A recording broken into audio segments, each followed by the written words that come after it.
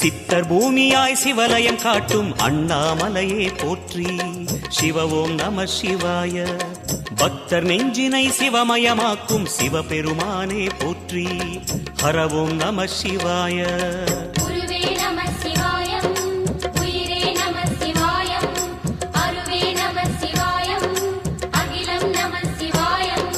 நம சிவாய நம சிவாய ஓம் நம சிவாய. நம சிவாய நம சிவாய ஓம் நம சிவாய.